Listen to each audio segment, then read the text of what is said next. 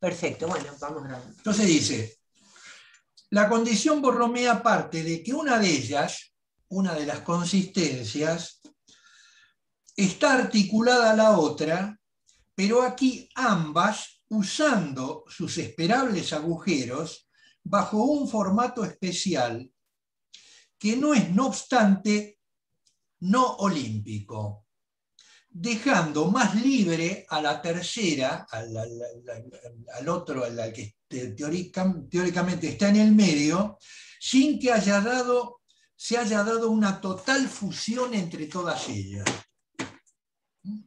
Hay que encontrar la manera de hacerlo, por eso digo. Bueno, entonces, se muestra así el cómo sería un cierto, entre comillas lo pongo, en el sentido de ponerse de acuerdo entre las dos primeras para hacer el nudo con la otra. Esto abre al remitir a pensar la forma en que imaginario se articula a real como lo absolutamente básico y primario para el que aquí algo sea de lo lenguajero. Procedimiento que es a su vez parecido al que, para que algo sea de lo lenguajero y de lo existente, etc., entre imaginario y simbólico, también tiene que haber un tipo de arreglo de este tipo entre los dos agujeros, y allí el uno de lo que une y pegotea, que sería el imaginario, por su imaginación no puede discriminarse de lo que nombra. En este caso estamos hablando de lo que nombra como lo simbólico, como algo nuevo a la hora conjunto. Entonces, se trataría aquí, como se notará, de lo que nombra, lo que une y lo que hace, que serían los tres aspectos de cada una de las consistencias.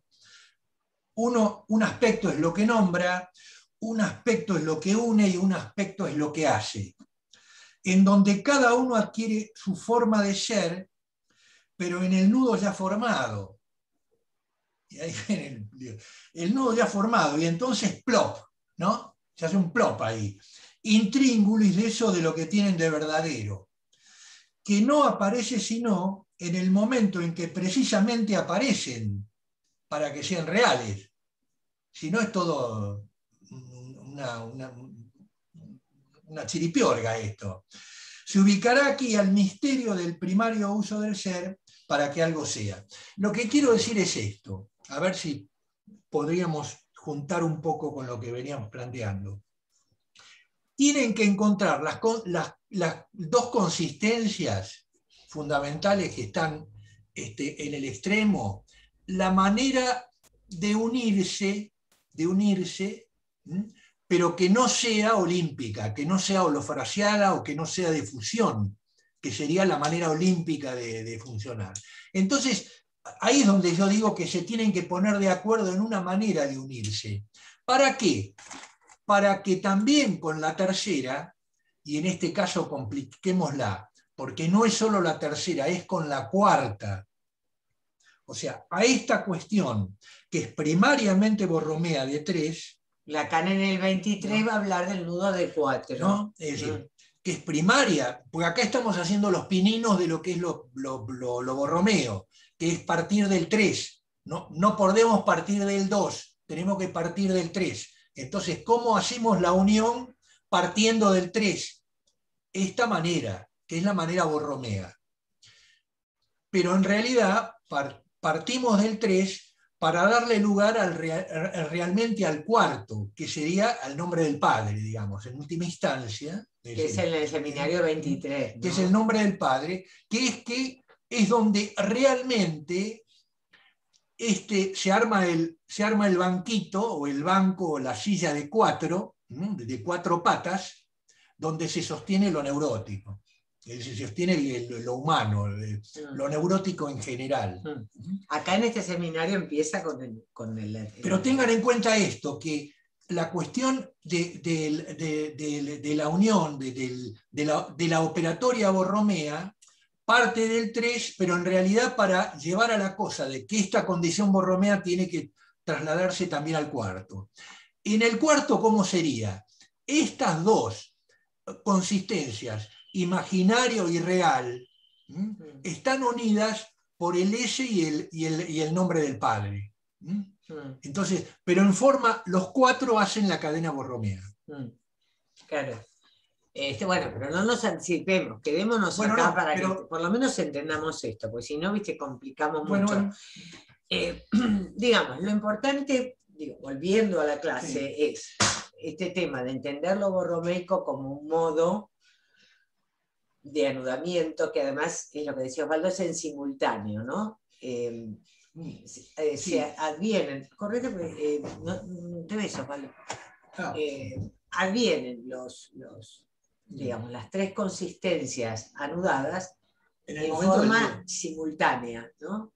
Cuando uno se corta, en simultáneo, es como yo les mostraba recién, que hice el nudo, solté uno y se caen. Pero justamente, las 3 consistencias. Justamente, si en este punto, por eso digo lo que yo leí ahí como el plop, ¿no? Sí, que es un poco lo que está diciendo. Claro. O sea, lo curioso de esto, o que tenemos que seguir pensándolo en forma curiosa y tan especial y tan excepcional, es que no existen las consistencias previamente. Sino que se constituyen en el nudo. Se constituyen en el nudo. Se constituyen, es decir, entonces tenemos 3 que se constituyen en el nudo, porque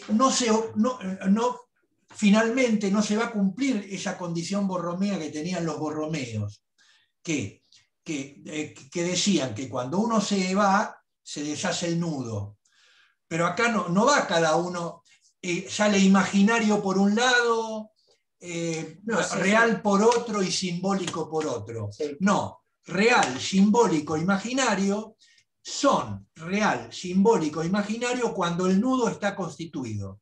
Cuando uno de ellos se rompe, desaparecen estas consistencias. No tienen posibilidad de nombrarse cada una por lo que son. No pueden... se nombran por el nudo. Claro, porque hace lo acontecimiental, a la dimensión del acontecimiento que tiene que ver con lo humano, ¿no? Con el ser siendo, como que es en él, ¿no? Por eso cuando uno toma las operaciones de constitución subjetiva, no sé, lástima que no vino Walter porque él me parece que estaba investigando este tema, pero bueno, lo dejo grabado. Justamente, si uno no lo piensa borromeicamente, se complica, porque uno no puede situar que una cosa es la inscripción del rasgo unario y otra cosa es la apropiación de la imagen especular. Como si una cosa fuera, el estadio del espejo está por un lado, imaginario. El rasgo unario, que es lo simbólico, está por el otro. Y por el otro lado está la constitución de los circuitos de goce y la producción de como si las 3 cosas pudieran pensarse separadamente. No, porque la utilidad del borromeo es para situar que si hay en el bebé la producción de ese momento, de ese acto donde él se reconoce en el espejo, es, como señala la gente que trabaja en esto, vía el asentimiento materno. Es decir, no es posible que alguien reconozca su imagen en el espejo y se alegre y se apropie de eso jubilosamente, es decir, gozosamente, es decir, anticipando una unidad en el cuerpo, si no hay alguien, un otro, que desde el ideal produce un asentimiento, que es un asentimiento simbólico, porque es palabrero, porque le dice sí, ese, ahí estás vos, ahí hay un decir, sin un decir que está ligado a los ideales del gran otro, que efectivamente confirma la escena, uno no puede producir la apropiación de la imagen especular. Y ahí está el nudo, ¿se entiende?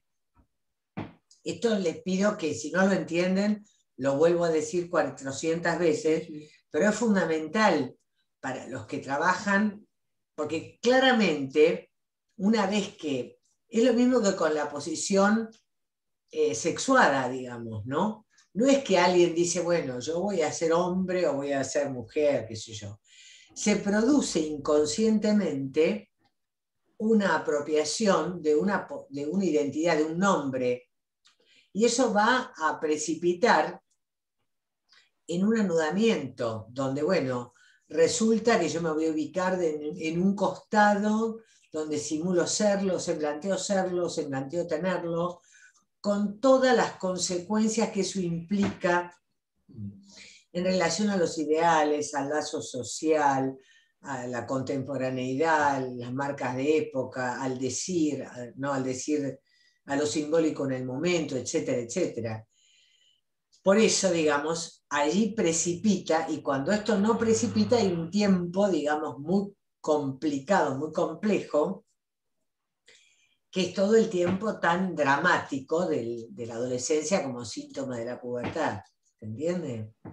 Hoy hablaba cuando yo invité a mi presentación del lunes, yo tengo una colega que se llama Analía Lorenzo, que es psicoanalista pero es pediatra, muy interesante, porque ella recibe pacientes como pediatra, pero tiene una mirada, una escucha psicoanalítica, ¿no? Entonces me contaba que ella recibía una paciente que ella, que de muy chiquita se notaba que estaba disconforme de alguna manera. Se llamaba además, fíjense el nombre, ¿no? Celeste, ¿no? La hermana era todo rosa rococó, se llamaba, no sé, Margarita, no me acuerdo, y ella le habían puesto un nombre realmente raro, Celeste. Evidentemente había un deseo ahí materno, paterno, ¿no? Con estos nombres que son, diríamos, porque el color es el celeste, ¿no? Y sin embargo era celeste. Bueno, pero en este caso había como una mucha cara de culo respecto de sentirse feliz. Y cuando llega la adolescencia, le plantea a la mamá que quiere ser varón, con lo cual, bueno, aparentemente ahí hay un alegrarse por haber encontrado lo que necesitaba, ¿no? Que era hacerse varón. Pero resulta que cuando llega el momento de tener que tomar las decisiones para tomar las decisiones en el cuerpo, en la anatomía, ¿no? En el cuerpo que habitamos, que es tomar las hormonas, etc., ella no quiere. Y cada vez tiene un mayor desarrollo de sus características sexuales femeninas, con lo cual está en un tiempo donde finalmente esto que parecía querer no es lo que ella supuestamente desea. Porque entonces, ¿no? Se dan cuenta que cómo hay una cuestión ahí donde claramente, bueno, lo que veíamos charlando un poco por tele, nos pusimos a conversar las dos por el WhatsApp, era esa cuestión de que había que soportar este tiempo de indeterminación hasta que finalmente alguien pueda decidir, porque a veces toda esta cosa queer de ni hombre ni mujer, por ahí habría que es un poco el caso que yo voy a presentar el lunes, ¿no? Habría que poder pensarlo como este tiempo de indeterminación, porque una vez que ya la decisión sexuada se efectúa, hay algo de nudo ahí, que después es muy difícil O sea, Marité, hay un momento en que se sueltan los nudos y ese momento de indeterminación. O sea, por ejemplo, ahí hay un punto de anudamiento y de donde ahí se consiste en la escena, por eso digo, se consiste en la escena, se existe en relación al goce, y uno se nombra, ¿no? Las tres consistencias, ¿no? La existencia, ¿no? El nombrarse y el hacer. Bueno, el hacer es la existencia el nombrarse y esta cuestión, digamos, de unirse. Del unirse, ¿no? De Pero, poder verse amable en el espejo, porque lo imaginario no puede prescindir de este uno unificante que te devuelve el espejo, que es decir, bueno, ahí en ese uno estás vos, este cuerpo que habitás, que en realidad es un conglomerado de zonas parciales, es una especie de envoltura que es una, que yo anticipo ahí una unidad que en realidad no es tal, porque el cuerpo es la fragmentación de lo pulsional, claro. Pero el cuerpo imaginario es el uno que unifica, ¿se entiende? Es ese uno y lo simbólico es lo mismo, porque no puede haber un simbólico en sí. Es decir, en el sentido de que hay una S, sería una especie de nominalismo eso, que no es tal, no es una especie de solipsismo, digamos, de lo simbólico. Lo simbólico que adquiere fuerza justamente cuando se lo imagina. Es decir, lo simbólico nombra cuando hay algo que está como dándole fuerza en función de imaginarlo. Y puede llegar efectivamente a cumplir con lo que tiene, que es cumplir con el nombrar, cuando lo hace realmente, es decir, cuando lo hace en función de lo real. Es decir, no hay posibilidad de hablar sino del 3, a partir del 3. Esto claro, es lo que quiero decir. Porque hay una juntura cuerpo-goce, ¿no? Es decir, está el cuerpo, está el goce y está la imagen, ¿no? Bueno, porque en la escena y en la ficción están los cuerpos y están las imágenes, ¿no? Entonces digo, es un tema, entonces digo, nos interesa que ustedes puedan entender la vigencia clínica de estas cuestiones. Pero claro. Para que se entienda que cuando alguien se nomina como hombre o mujer, o transexual, o travesti, o qué sé yo, ahí hay un anudamiento. Allí algo, digamos, anuda.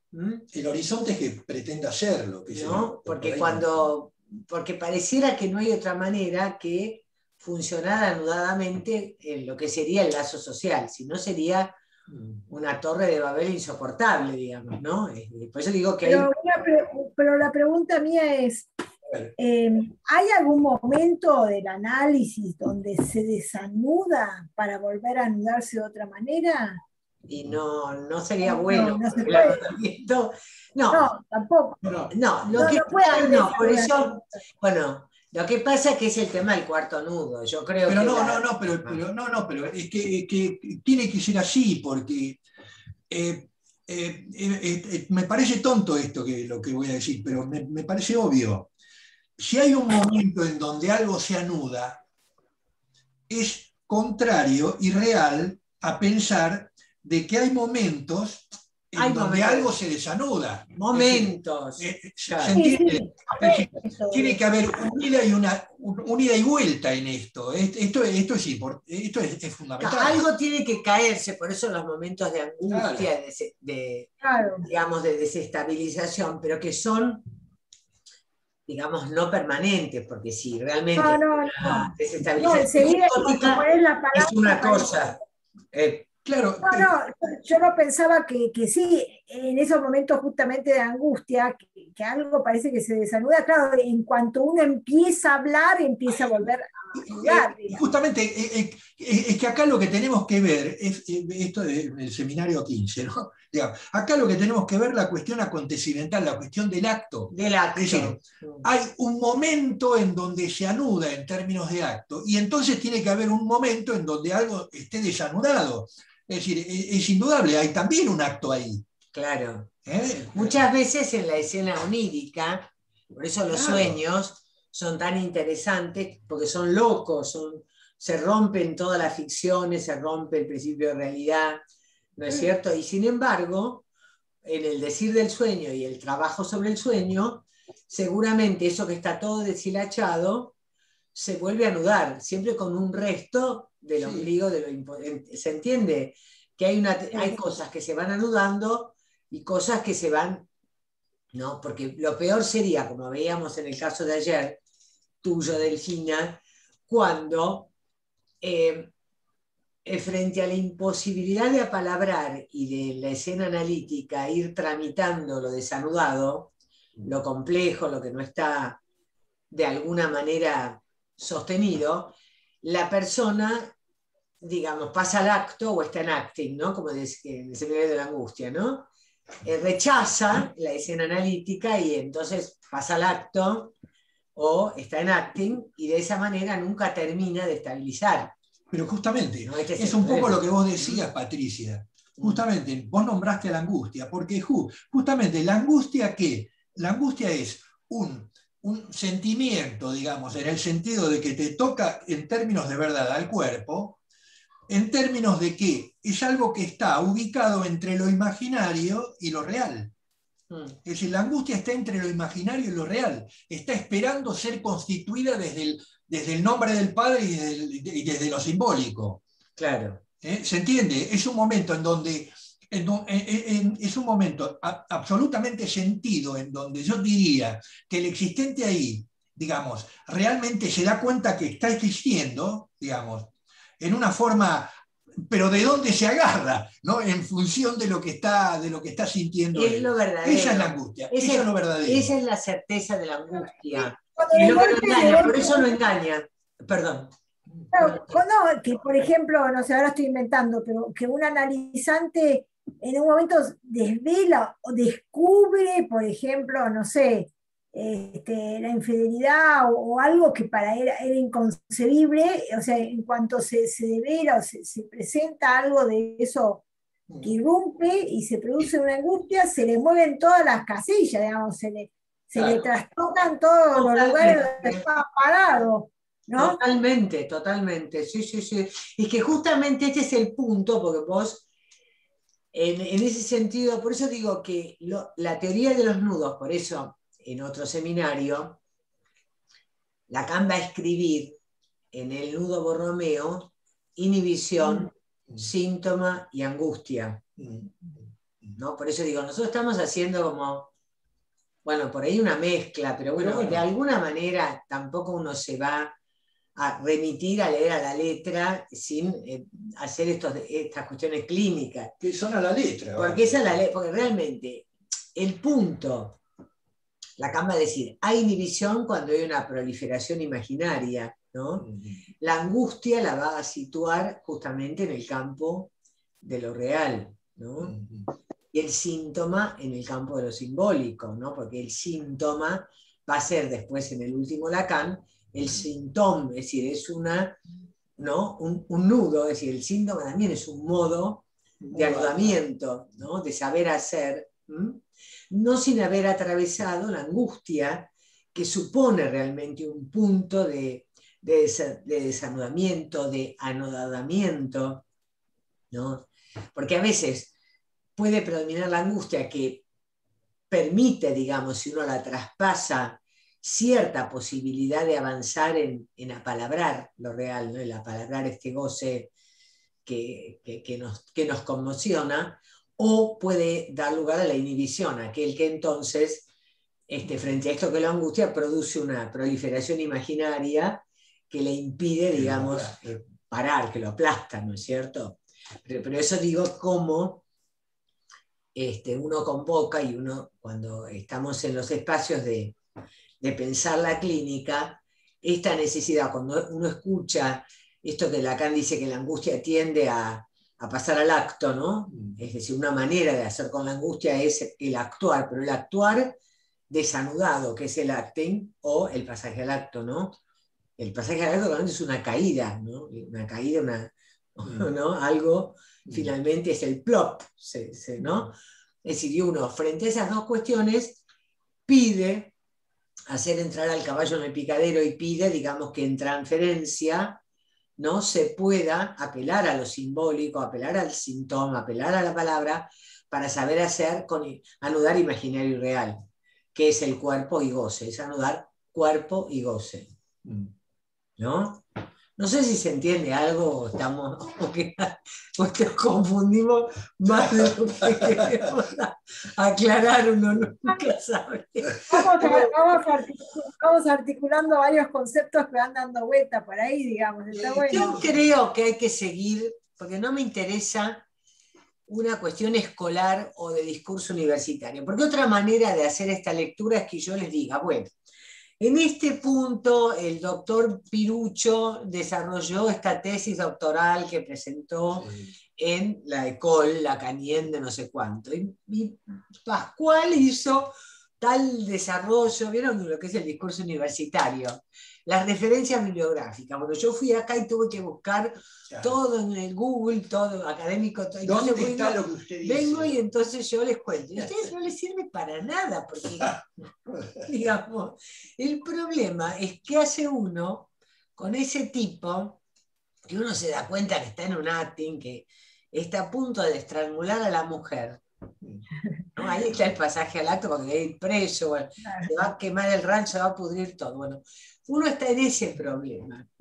Entonces, no en ver qué dicen todos los que hay en este mundo sobre esto, sino uno ahí que hace uno con eso. Entonces, una manera es decir, bueno, lo tengo que convocar a que esto sea lo más posiblemente apalabrado, para que a ver si logramos en transferencia ir armando este espacio.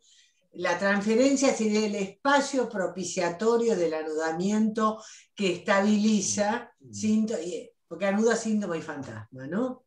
Le permite al sujeto advertir qué representa él para el otro, con quién está identificado, qué se espera de él, qué cree que se espera de él, cuáles son sus mentiras imaginarias, ¿no? Y las cosas que cree que le sirven pero no le sirven, bueno, todo eso, pero puesto en palabra, no en hechos.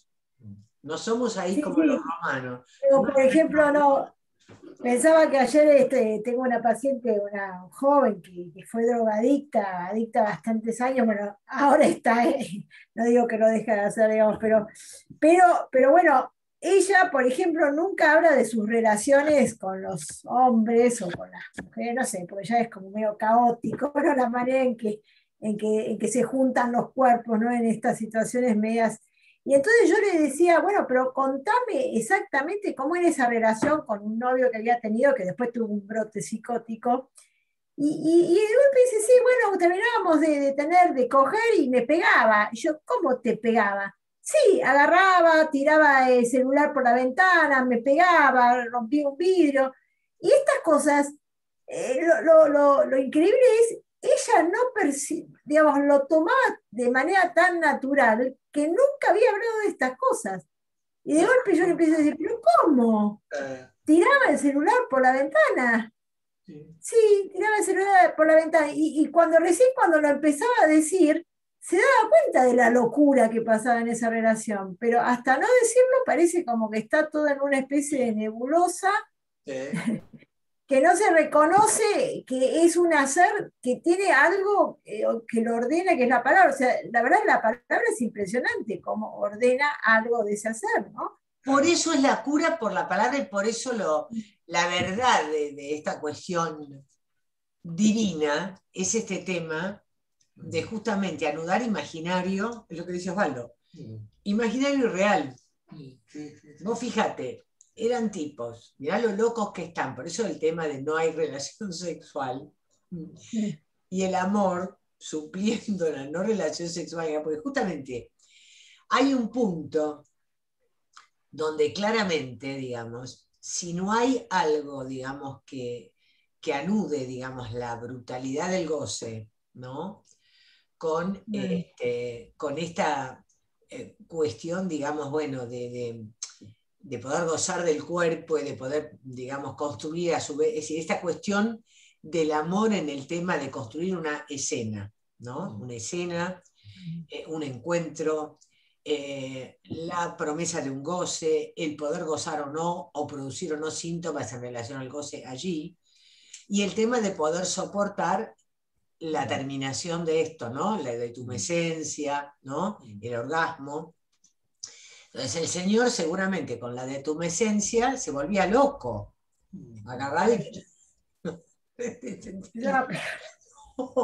No, el momento de tumescencia tenía que continuar con un desborde fálico, monstruoso, animal, que la potencia, cualquier día se me bajó, yo tengo que seguir potente y romper todo lo que hay. ¿Se entiende la Sí. locura? Por ese lado.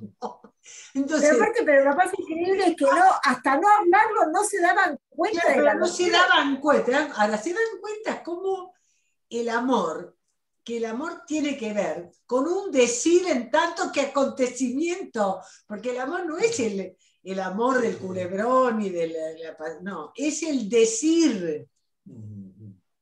Por eso, el amor es un decir y es la carta de amor. Todo lo no dicho, porque si ella le dice, pero che, ¿qué pasa que está tirando el celular por la ventana? Si no, no se hace allí una cuestión del apalabramiento, pero ¿cómo? ¿Qué te pasa? ¿No? De poder cuidar, amar al otro. Bueno, preguntarle al otro qué le pasa. ¿Por qué tira el cielo? ¿Por qué tiene que romper todo? En el momento de la detumescencia tienen que agarrar y romper todo lo que hay, digamos. Es como raro. ¿No? Bueno, ahí está. ¿Se entiende a dónde vamos con este tema del anudamiento? Se va aclarando. No, porque lo interesante, ¿por qué? Porque esto que hacemos acá, ¿para qué lo hacemos?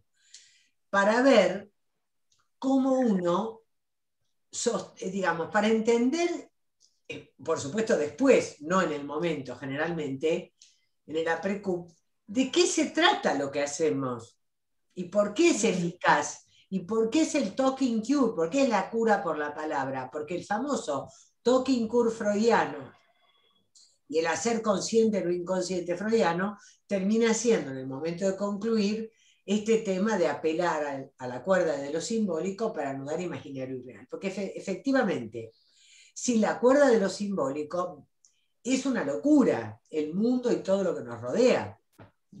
Es a puro goce, y yo te bombardeo y te tiro un misil, y voy y te destruyo, y vamos de al dos, ¿no? Como Israel y los palestinos. Pero está claro, uno empieza, ¿no? Bueno, el que empieza ahora dice que el otro es un genocida, pero primero empezó. Digo, vamos, ¿no? Uno es grande y sabe que la condición humana y los goces no perdonan, ¿no? Bueno, entonces, bueno, el otro dice, vos me buscaste, ahora vas a ver. No, hay una cuestión de la medida de...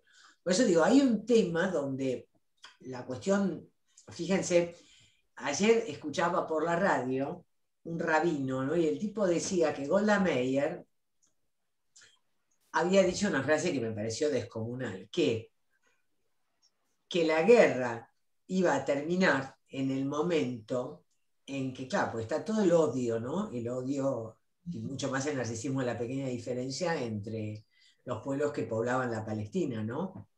Que era un protectorado inglés allá en el tiempo, ¿no?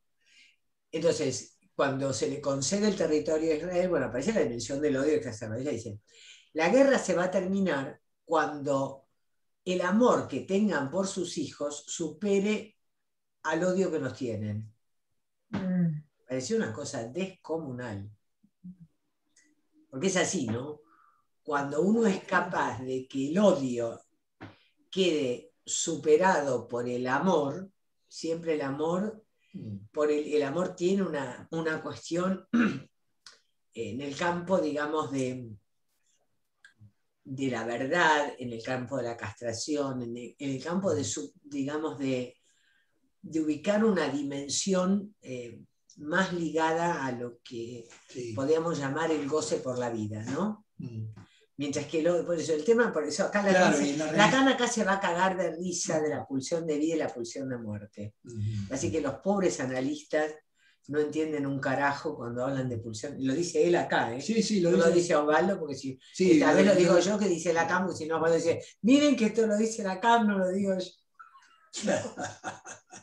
Y es verdad.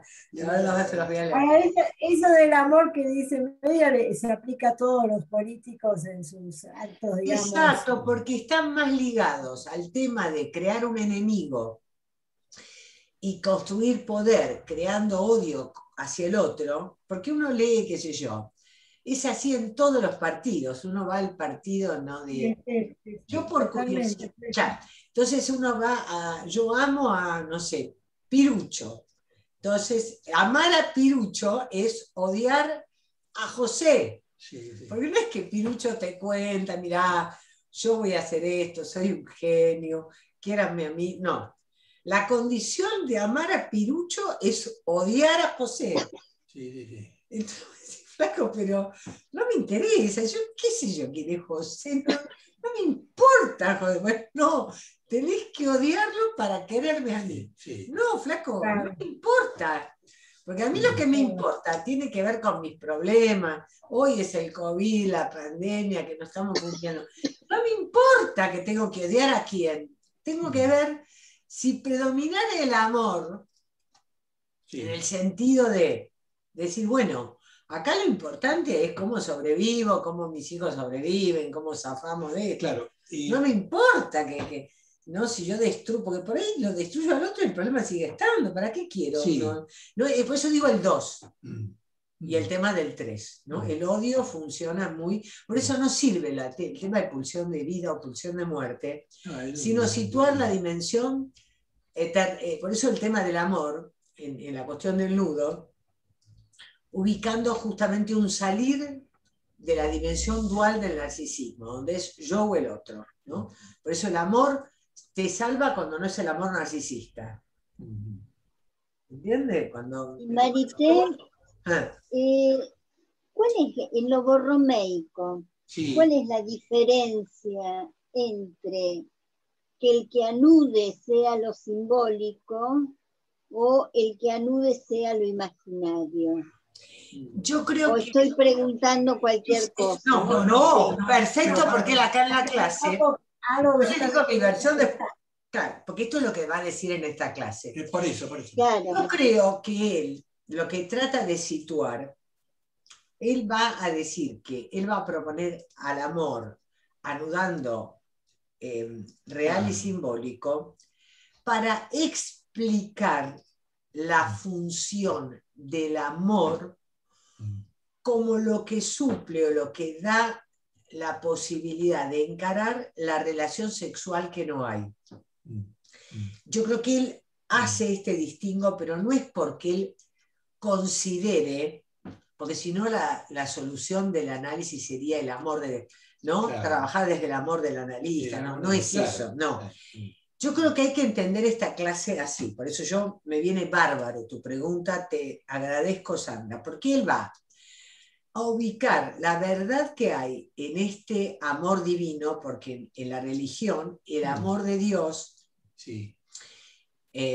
Digamos, de alguna manera se traduce en este simbólico que sería, digamos, el Espíritu Santo, qué sé yo, este misterio, ¿no es cierto? Claro. Me permitís en este punto para que pueda seguir. En este punto me parece central porque ahí ubica la cuestión de lo que él llama la religión verdadera, el cristianismo, en el sentido de, porque el cristianismo le da una vuelta al 3, por el tema de la muerte y la resurrección de Cristo. Es decir, en el sentido de que el cristianismo es la única religión que saca a lo religioso de una nube, diríamos así, y la ubica en el cuerpo. La ubica en el cuerpo, en el sentido de que por algo el tema digamos, del cuerpo de Cristo, o sea, por algo tiene que ver con esta cuestión de la incorporación de la hostia. Es decir, de la comunión. Pero por algo tiene que ver, ¿por qué? Porque ya en el relato religioso de lo católico, de la religión católica, ya funciona la cuestión de la dilaceración o de la injuria sobre el cuerpo de Cristo al ser crucificado y la resurrección de eso. Es decir, se puede salir como resurrección de eso. Eso es lo que quiere decir la religión católica, que de esto se sale por una resurrección en donde está el cuerpo implicado. Porque es importante, por algo es la religión verdadera y por algo sigue siendo tan tan religiosa la religión. Hay tanta gente claro, dando vuelta ahí, claro. Porque en las otras religiones no hay esta toma tan importante y tan implicante, digamos, del cuerpo del tipo que cree, digamos.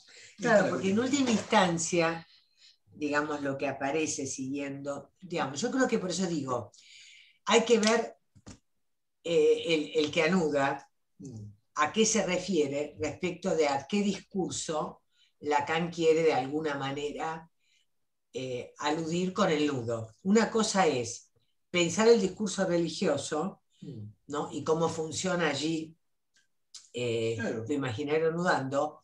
Otra cosa es pensar en la escena del encuentro entre los cuerpos, cómo funciona el amor anudando, y otra cosa es pensar en lo que es la dirección de la cura, el discurso del analista. Sí, claro. ¿Se entiende que son tres cosas distintas?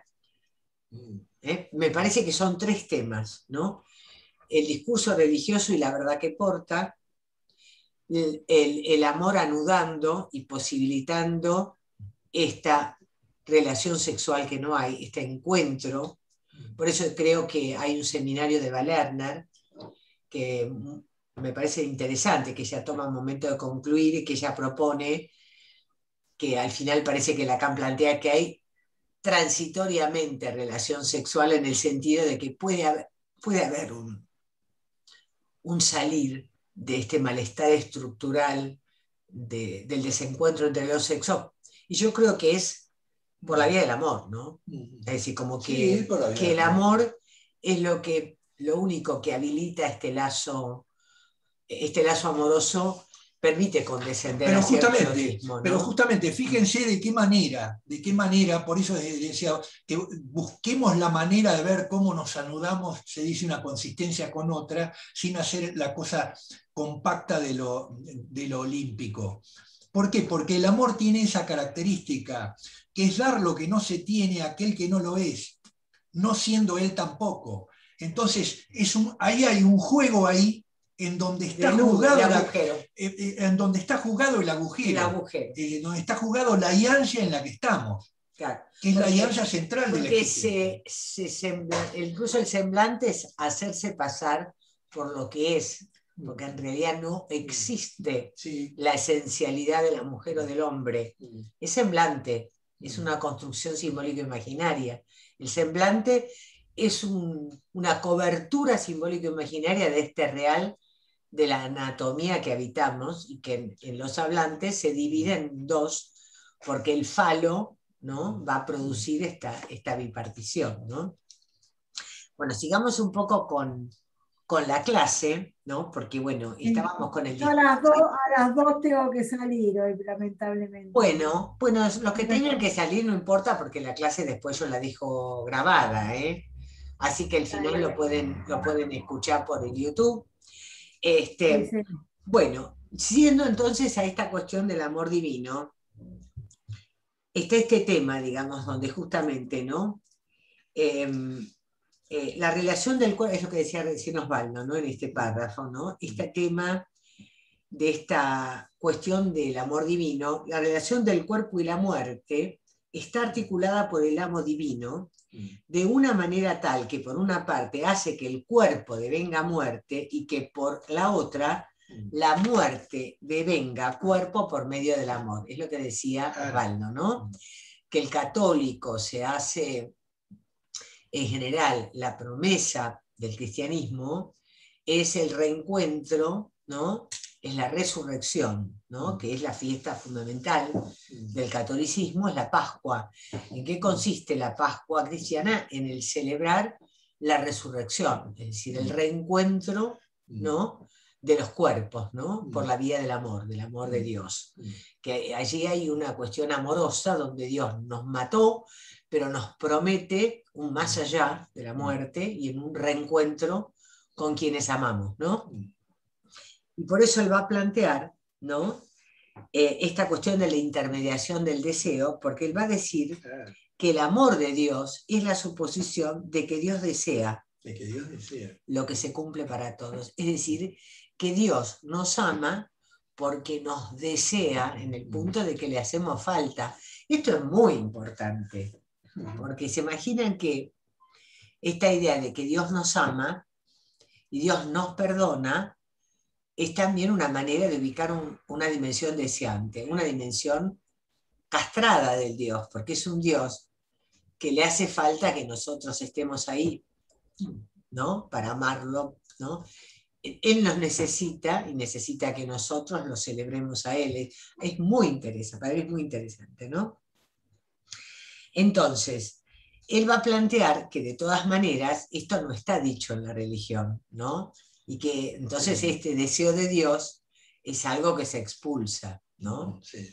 ¿Y a dónde va a parar? Claro, ¿y a dónde va a parar, no es cierto? Esto que se expulsa, bueno, es el tema, ¿no? Él dice que muchas veces esto que se expulsa puede ir a parar, ¿no es cierto?, al masoquismo, al pecado original, ¿no? A algo, digamos, pecaminoso que estaría presente en el deseo divino, que lo encarnamos nosotros. Porque uno diría, ¿y por qué el bebé que nace tiene que ser bautizado para purgar la culpa original? Vieron que está el bautismo. Bueno, ¿y por qué se bautiza el chico? Por el pecado original. ¿Y cuál es el pecado original? El deseo de Dios. Que siempre el deseo es pecaminoso, digamos, que el deseo está ligado siempre a una emoción pulsional, que es decir, que Dios estaría habitado, vaya a saber por qué goces, estarían articulados a su deseo, y eso hay que expulsarlo y retorna en el pecado original o en el masoquismo, que bueno, que se reproduce el masoquismo originario en, bueno, en la culpabilidad y en el tema de las torturas y en castigarse con los cilicios que los creyentes se autoinfligen cuando transitan por pensamientos pecaminosos, ¿no? Bueno, entonces el amor cristiano entonces no ha extinguido, dice él, para nada el deseo, ¿no? ¿Mm? Es interesante. Entonces, esta relación del cuerpo con la muerte, él la bautizó, si se me permite, amor. Bueno, perfecto. Él acaba de decir una cosa muy interesante, ¿no? Si cómo vamos de hacerlo, bueno, a esto que enhebra a lo que les articulé como para vomitar, sigo dando este sumario sentido de la muerte a lo real, ¿no? Como que yo creo que no es que lo real sea la muerte, sino que la muerte es un modo de encarnadura de lo real, ¿no? Es decir, sabemos que lo real, aquello para lo cual nosotros no tenemos ningún saber, es la muerte y la sexuación. Sí, pero acá nombró una cosa que a mí me parece muy importante, que él ya lo viene planteando en varias, un giro medio asqueroso, digamos, que es que él le dice en general, digamos, a todos los que iban al seminario, miren, es como si dijera esto, yo me estoy metiendo en algo complicado, les complico la vida, les digo algo, en realidad para que, no sé si lo pueden llegar a tragar, porque por ahí les resulta tan indigesto que lo tienen que vomitar. Y en otra parte dice, hagan como el perro, por eso es medio asqueroso. Es decir, hagan como el perro, que el perro realmente se come el vómito. Y entonces él dice, bueno, yo digo esto para que ustedes lo traten de digerir, sí. Para que ustedes lo traten de digerir, sí. Por ahí se vuelvan locos algunos por lo que yo digo, pero finalmente esto se lo van a tener que tragar y lo tienen que entender porque la cosa de la clínica va por ahí. Esto lo dice directamente él, insisto en esto que dice María, no lo digo yo, lo dice él. Claro, lo dice el tema es que él dice cosas para vomitar, pero también hay que poder hacerse cargo de esto expulsado. Porque en realidad él hace además una referencia al vómito como lo que, sí, el deseo de Dios, como lo expulsado, sí, y como retorna, porque siempre lo vomitado y lo expulsado retorna. Pero él va a plantear, él lo dice por su enseñanza. Por supuesto, pero él va a plantear una cuestión, la palabra del amor. Y él va a plantear que el amor permite, esta es una frase muy importante, soportar el goce. El amor permite soportar el goce. Entonces ahí va tu pregunta, por eso él va a tomar qué pasa cuando puede anudar el amor, ¿no? ¿Qué nos demuestra el redondel de hilo del imaginario tomado como medio? Que lo que él soporta, nada menos, lo que hay que llamar amor. El amor, por así decir, en su lugar, el que tuvo desde siempre. Y si en el tiempo de mi ética me valida del amor cortés, él plantea, no lo hace, no lo hizo porque crea que en el amor cortés se testimonia algo de una rectificación o una contrateoría del amor divino. Sí. ¿No? Él va a decir que respecto del amor cortés, ustedes saben que el amor cortés es este amor tierno e idealizado por la dama que prescinde del encuentro entre los cuerpos, ¿no?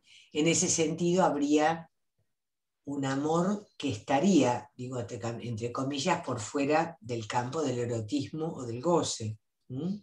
Sin embargo, es el amor, esta es la paradoja del amor cortés, que es el amor que se dirige al objeto erótico, a la dama, Sí. pero que tiene como condición que la dama se vuelve inaccesible. ¿Se entiende la paradoja, no?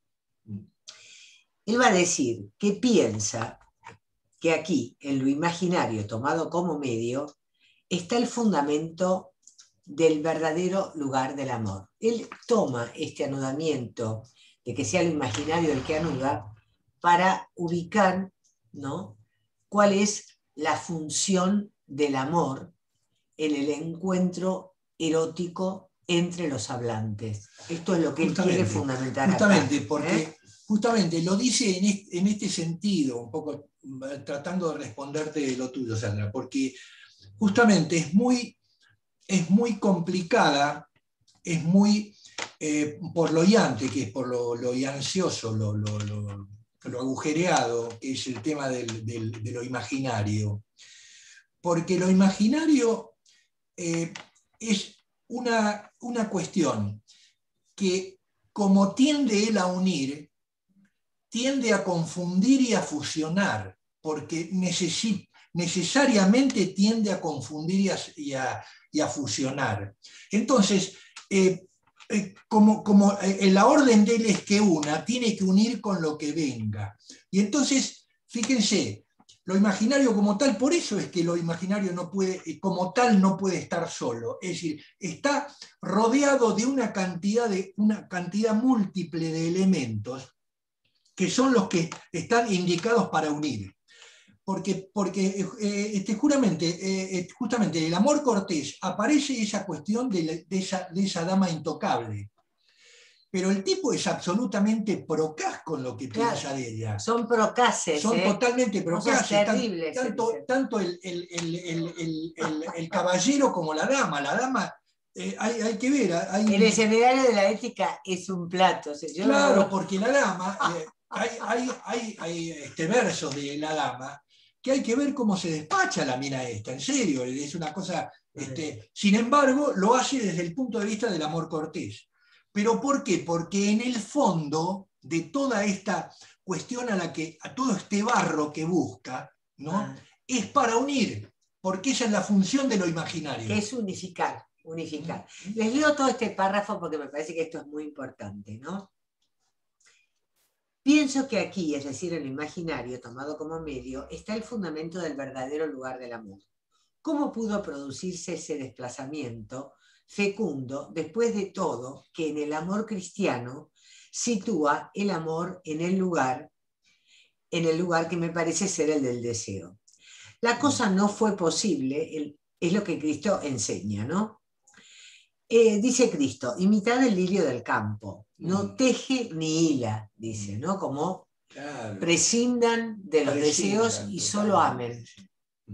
Prescindan, ¿no? Porque el deseo siempre, para el cristianismo, tiene la condición, digamos, de lo pecaminoso, de lo peligroso. Y este es el punto importante, dice Lacan. Ese desconocimiento de la presencia de la naturaleza de lo que al saber le llevó cierto tiempo a descubrir. O sea, Ahí está. ¿qué cosa ha tejido e hilado más que el lirio del campo? Proferir, articular esto como modelo, es propiamente agregar al desconocimiento la denegación. ¿Y la denegación de qué? Puesto que tan solo se trata de una metáfora.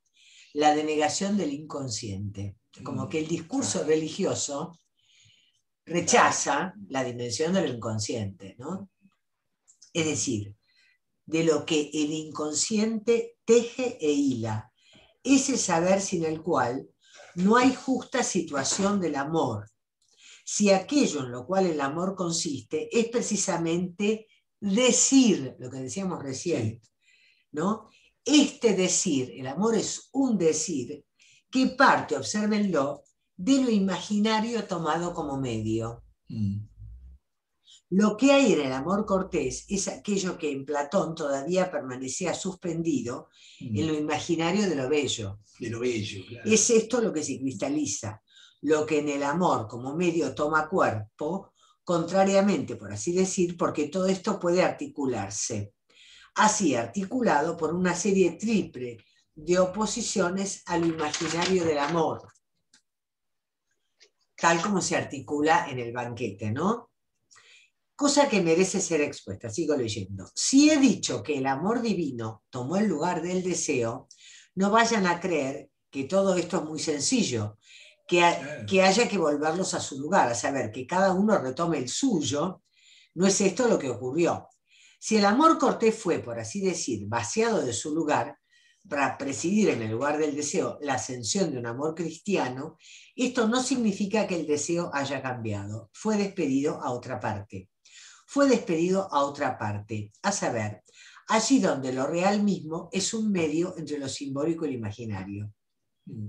Y si ese real es la muerte, lo cual es una representación grosera, si ese real es la muerte, allí donde el deseo fue expulsado, lo que tenemos es el masoquismo. No ciertamente en tanto que este sería, en lo que fuere, el vehículo de la muerte. No hay como los psicoanalistas para creer eso, pobrecitos. Instinto de vida, instinto de muerte. Ven que acá él discute este tema de la... ¿no? Sí. No se ocupan de otra cosa cuando interpretan, están totalmente al lado de lo central, pero no cabe duda que es en el masoquismo, que es el masoquismo que los ha hecho emerger. Sí. La función, el empleo como medio para unir el goce y el cuerpo. El empleo como medio de esta perversión es cierto lo que los ata. Lo que los ata, por así decir, por un tiempo irremediablemente, y sobre lo cual está construida una parte de su teoría. No es menos cierto que el amor es la relación de lo real con el saber. En cuanto al psicoanálisis, es preciso que éste corrija este desplazamiento consistente en que después de todo no ha hecho más que seguir el viraje fuera del lugar del deseo. Es preciso que el psicoanálisis sepa que el psicoanálisis es un medio, es en el lugar del amor que se sostiene. Es con lo imaginario de lo bello que habrá de enfrentarse para franquear el camino de un reflorecimiento del amor, en tanto que el l'amour, ir al el a, sí, entre comillas, amor, como sí, alguna vez dije al escribir el objeto a chica entre paréntesis más la palabra amour, ya que el amour es lo que lo imita. Entonces él va a decir, el amor es lo imaginario específico de cada uno, lo que no lo une más que a cierto número de personas no elegidas del todo al azar. Es aquí que está el resorte del plus de gozar, está la relación de lo real con cierto saber y el amor tapa el agujero. Bueno, yo quería detenerme esto que es un brulote, porque acá está lo central, que tenemos que transitar. Vamos de a poco. Esto hay que, me parece, este último párrafo que es lo que para mí es lo central. Me parece central porque es la teoría del amor esto. Es la teoría lacaniana del amor. Porque, a ver, vamos de a poco. Él lo que va a decir es que en el discurso religioso aparece el amor divino, pero expulsando, ¿no es cierto?, el deseo, ¿no? Aparece, bueno, la promesa de la resurrección. Si el discurso religioso sería, bueno, está el amor de Dios, si yo amo a Dios, cuando me muera resucito. Lo digo muy mal y pronto. Pero todo el campo del deseo y del erotismo queda expulsado, ¿no? Porque sería el cuerpo como sede de lo pecaminoso, que hay que expulsar con el bautismo, etcétera, etcétera. ¿Va a parar a dónde? Al masoquismo, que sería esta idea de ubicar el goce sexuado como goce sufriente, ¿no? Como todo lo que tiene que ver con el encuentro entre los cuerpos, para la religión, es pecaminoso. Por eso solamente se puede tener sexo, en lo que sería el culto religioso, como para procrear, porque en realidad todo lo que tiene que ver con la sexualidad y con el cuerpo como territorio de goce está ligado al pecado. Entonces, todo termina en la autoflagelación, en el castigo, ¿se entiende, no?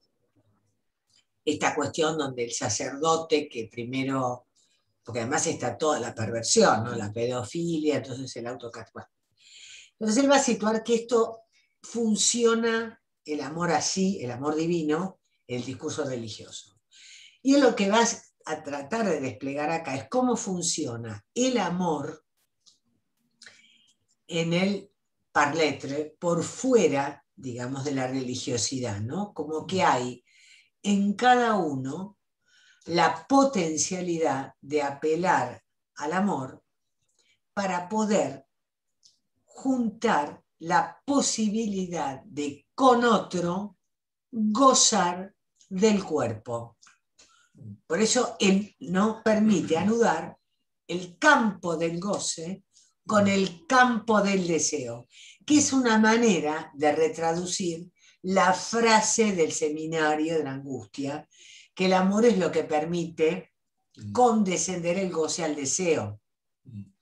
Es decir, que permite que reconociendo que el otro causa mi deseo y despierta un apetito gozante, el otro representa para mí una promesa de goce, un petit A, un plus de gozar, yo por la vía del amor puedo encontrarme con el cuerpo del otro y gozar del otro sin entrar en esta cosa delirante de tener que tirar el celular por la ventana y romper todo. ¿Se entiende? Sin tener que agarrarlo del cogote en la pelea. Como en vez de pelear y querer, qué sé yo, cagar a palos al otro, yo puedo apelar, ¿no es cierto?, a lo bello, a esta cuestión de situar una escena bella de encuentro entre los cuerpos para poder acceder a cierto plus de gozar, hacer del cuerpo del otro metáfora de mi goce. Pero no es sin esta función anudante del amor, que es una función donde se trata de un decir, ¿no?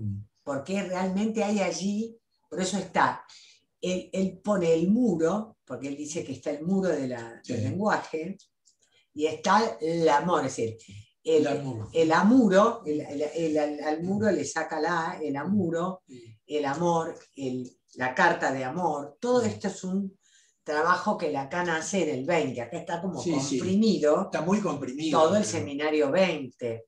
Yo no creo que voy a tratar, pero lo importante, pero ¿se entiende el concepto a dónde va? Que la intervención del analista procura esta cuestión anudante, estabilizadora del amor, no como el amor así del folletín, ¿no? Sí. Sino lo que tiene que ver con la estructura de que esta errancia, fíjense que en una... Pero por eso, pero hay una cuestión que me parece que como estamos tratando de Lacan, tratamos de decirlo acá, pero está tratando de ubicar la cuestión del nudo.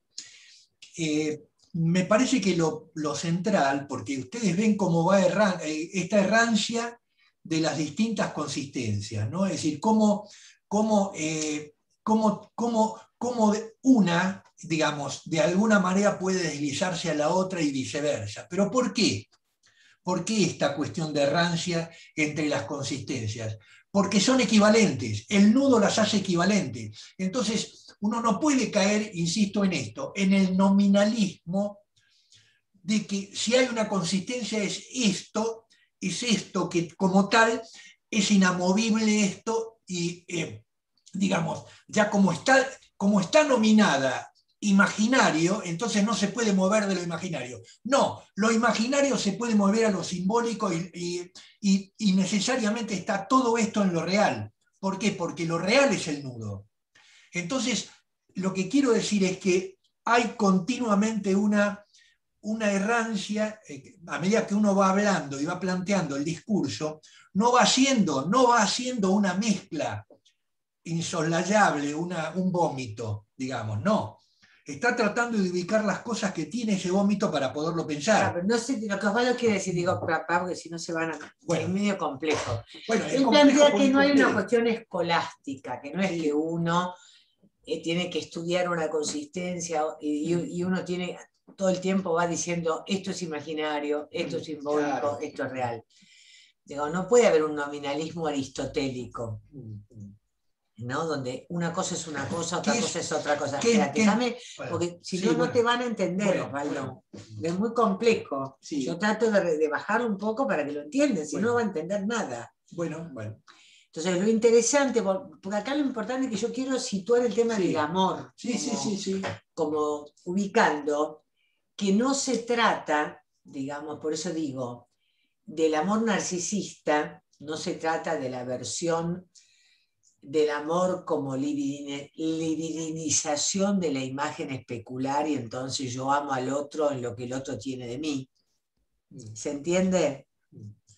No es el amor olímpico del 2, que sería el narcisista, sino el amor del 3 en el sentido de poder ubicar, ¿no es cierto?, esta cuestión, digamos, de amar aquello que justamente es el otro sexo, en el sentido de lo otro, de lo que no tiene que ver con lo mío, con lo propio, es lo ajeno, pero lo ajeno no en una dimensión radical, porque no era lo mío que expulsé, sino que es lo otro, en una escena donde aparece, digamos, la cuestión erótica, ¿no? Esta apetencia erótica que eso otro me despierta, y que termino amándolo, pero no en un sentido narcisístico, sino en esta cuestión de poder saber hacer con esta diferencia radical que el otro comporta. ¿Se entiende? ¿No? Por eso es tan complejo, porque es como en esta radical diferencia entre los sexos, ¿no? Donde lo masculino y lo femenino no son complementarios, como nos enseña Lacan en el 20, ¿sí? Porque una cosa es el goce fálico y está el goce femenino que no queda totalmente como encuadrado en lo fálico, sino implica un ir más allá, ¿no? Hay una cuestión de no complementariedad, de absoluta discordancia, y en esta cuestión de presentarse con un semblante masculino o femenino hace a una cuestión otra, ¿no? Donde está esta cuestión de la diferencia, de lo diferente, de lo incomprensible, esta cosa que los hombres dicen que las mujeres son insoportables, que no se entiende nada de lo que quieren, ¿no? La frase, esta cuestión de lo femenino como esta cuestión opaca, inaccesible, y cómo el amor viene a saber hacer con esta diferencia, ¿no? Con esta cuestión abismal, diferente, ¿no? Por eso esta cuestión, digamos, de cómo el amor va anudando estas cuestiones agujereadas, ¿no? Este tema de amar pese a no tener un saber sobre el sexo, un saber sobre la muerte, un saber sobre qué es una mujer, un saber respecto a qué es ser un hombre o qué es, porque nadie sabe ni qué es un hombre, ni qué es una mujer, ni qué es un trans. No hay una esencia ahí, no hay un saber sobre eso. Sin embargo, hay del amor, como anudando esta cuestión, digamos, estas consistencias, digamos, agujereadas, ¿no? Lo interesante es que el amor permite este encuentro con el muro del lenguaje, con esto que no podemos saber, que no podemos decir, y poder rescatar ahí en este encuentro una experiencia que represente una apropiación de goce. Hay un goce posible, hay un plus de gozar. Sí, un plus de gozar. ¿Se entiende? Es decir, que no es una experiencia, digamos, que es del orden, digamos, de la abstinencia cristiana, donde el cuerpo es pecaminoso, es decir, hay un encuentro de los cuerpos, pero hay un encuentro que está, digamos, de alguna manera, anudado por la dimensión de lo bello, ¿no? Y de esta dimensión donde el amor, el decir del amor, vuelve bello la dimensión pulsional opaca que nos habita, ¿no? ¿Se entiende? No sé si voy como avanzando en ir dándole vueltas a esto, ¿no? Por eso, digamos, la carta de amor, el decir romántico, la necesidad de que el otro me quiera, me respete, me valore, ¿no? No, por eso el tema, digamos, de que cuando aparece la golpiza, la pelea, el encuentro de los cuerpos donde el hombre le prende fuego a la mujer, o la agarra del cogote, o la mujer también lo puede envenenar o matar al otro también, porque no, aparece ahí la dimensión más primaria del encuentro de los cuerpos que está tomado, digamos, por un desanudamiento, digamos. Ahí no está la escena del nudo, ¿se entiende? No hay nudo. Ahí se cae, ahí está el plop. Ahí está, ¿vieron? Cuando el plop, ahí en la pelea donde estábamos agarrándonos del cogote, bueno, ahí se cayó, ahí se desanudó. ¿Se entiende un poquito más el plop y el desanudamiento? Y uno ahí tiene que ver cómo reanuda, cómo vuelve a la escena, a lo ficcional, a la palabra de amor, ¿no? A la castración, al que el otro me hace falta, ¿no? Cómo uno va palabrando ese plop que se cayó, ¿no? Esto quiere decir este tema del nudo, ¿no? Y de pensar, ¿no? Marité, no sé si está atinado lo que vengo pensando. En relación al amor y el deseo, que también, como esta doble cara del deseo y ley, que la posibilidad del amor y la promesa de goce y demás, tiene como una ley, por más de que sea, no sé, el amor cortés o el amor romántico, no, como que hay algo en donde se establece un límite, ¿no? Como que hay una regulación, sí. Hay una regulación, ¿no? También eso es lo simbólico. Es un goce todo, ¿no? Hay algo que está dentro de lo prohibido, digo, el amor de transferencia también. Eso es nominar. Eso es lo que acabo de ver, es nominar. Es el nombre del padre. Es nominar. Tiene que ver con el nominar. Bien. Lo nombrante. Lo nombrante es lo que pone límite. Claro, porque es el nombre del padre, es la regulación que introduce lo simbólico por la vía de la castración. Entonces vos decís, hay al menos uno, que supuestamente es un territorio de goce, que funda un universo de otros que le dicen que sí a la castración, digamos, que están castrados, que no hay un goce. Exacto. Que hay una renuncia. Y pensaba esto en relación a estas nuevas modalidades de vínculos del poliamor de los adolescentes, en donde realmente justamente queda todo desregulado ahí, ¿no? Es decir, hay algo que no queda anudado porque se terminan volviendo locos, ¿no? Porque hay algo que no está operando por fuera, ¿no? Y que está ordenado, que está dando un orden. Yo creo que como que eso se me venía en mente cuando hablábamos de este tema. Perfectamente, porque justamente cuando hablamos del nudo, el nudo estabiliza. Porque el nudo, si no hay nudo, no se puede uno sostener en un semblante y en una escena y en una ficción con el otro.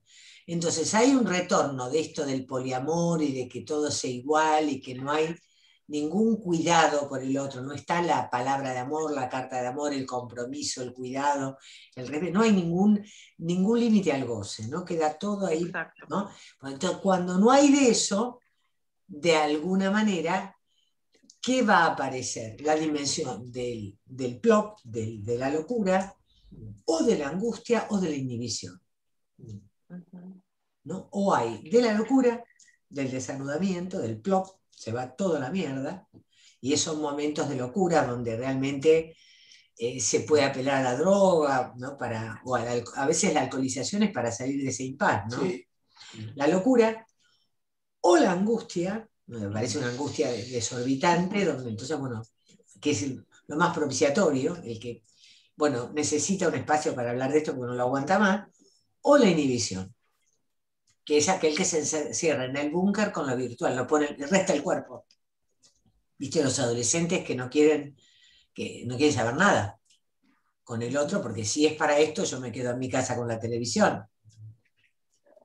¿Se entiende? Porque hay un pescar el riesgo, ¿no? Porque hay muy interesante esto, porque yo creo que por eso no es que uno hace una moralina del nombre del padre, no es un tema moral, no, es una cuestión que hace a que es necesaria, la castración se vuelve necesaria porque no es posible el goce todo, porque somos todos seres marcados por la castración, por la falta, por el lenguaje, porque somos mortales, porque somos sexuados, porque somos hablantes, estamos habitados por la falta. Y con esa regulación, y haciéndonos cargo de esa limitación, es que cuanto más limitación y más regulación, más vamos a gozar, más vamos a encontrar nuestro plus de gozar y estar establecido y tener, mientras dure, la satisfacción del amor, porque esto es placentero. Permite un plus de gozar en el erotismo y permite la dimensión gozante del amor y nos permite una estabilidad y un disfrute muy superior a la locura, a la inhibición. Y bueno, pero eso se lo debemos al discurso fálico. Que eso tiene, bueno, no metas más cosas. Pero bueno, quedamos, me parece buenísimo. Bueno, dejamos acá para cortar, porque si no, pero bueno, chicos, por favor les pido que cualquier cosa pregunten, porque nosotros les damos a esto todo el tiempo, porque no nos interesa ir rápido, sino que vayan pescando estas preguntas que se hacen en la clínica, ¿no? Como ir sosteniéndolas. Bueno. Nos vemos la próxima. Dejamos acá. Muchas gracias. Gracias. Hasta luego. Gracias a todos. Chau, chau.